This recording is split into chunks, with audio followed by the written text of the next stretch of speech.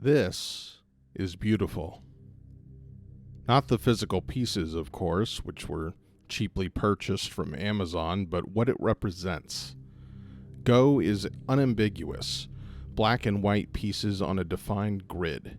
Nothing is hidden. On your turn, you place one stone anywhere. Go is pure, a humble game of enormous complexity. And when both players decide they cannot gain from continuing to play, it ends. A conclusion of mutual understanding. Go is abstract as it can be. There's no flavor text, no images, no stated ideas or arguments. Where are we? Here. When? Now. What are we doing? Competing. And yet, what does abstract mean when we talk about board games?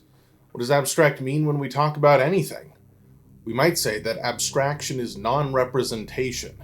If I tried to paint a scene exactly as I saw it, well, that would not be abstract. And yet, abstraction can also be described as a distillation into the essence or necessary parts. Is a Platonic form abstract because it's idealized, or not because it is a representation? How can Guernica, clearly about horror and slaughter, be described as abstract, but a late Rothko about nothing other than the fact of its own existence also be abstract? In board gaming, abstract often refers to perfect information games with no randomness. Yet in my mind, that only has a tenuous relationship with the idea of abstraction. Language is messy, and I love it. As much as Go is clearly abstract, it's also remarkably evocative. When discussing it, we might use the language of war, talking about attacking, defending, territory, aggression, movement, strength. Or we might use the language of architecture, discussing structure and composition and balance. Shapes emerge through play, rivers of space dancing around each other, a wordless dialogue. In the very representation of extremes, of black and white, there is ambiguity. I sometimes wonder if my appreciation of Go is marred by a kind of benign Orientalism. I can't help but notice that the aesthetics of Go are similar to the yin and yang symbol, for instance, something which I know pretty much nothing about. Do I associate Go with mystery and intelligence because of how the game is, or because of cultural stereotypes? Even positive stereotypes multiplied among the masses can serve to whittle away people's humanity. Would I think of Go in the same way if I understood it without context?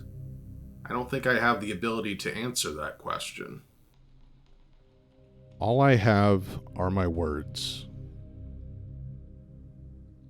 Go ends when both players decide not to play any more stones. This game, played in July 1945 between Hashimoto Utaro and Iwamoto Kaoru, was interrupted at this spot when the atomic bomb hit Hiroshima about 3 miles away. After lunch, they finished the game. I don't know what to make of this. Surely there were more important things to do that day than finish a game. Maybe it's all they had. Maybe it was a retreat, a place of familiarity and comfort in a dark time. Maybe it was an appreciation of life, a way to express their talents when such futile gestures are all they had to offer.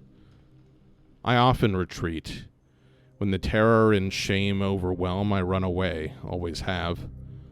I find solace in frivolous obsessions, board games included. But board games can be social instruments, bringing us together in laughter and friendly competition. Go doesn't allow retreat. As an abstract game, the light shines on it evenly. There are no shadows to hide in, no places where you can deflect blame. There's only you and your opponent. Whoever plays best will win.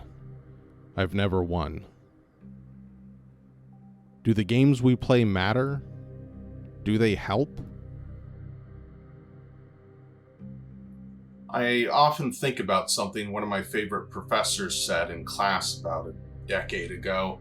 He was quoting a rabbi who said that you should carry two stones in your pocket. On one, it should be inscribed, "I am nothing but dust and ashes." And on the other, "For me, the world was created."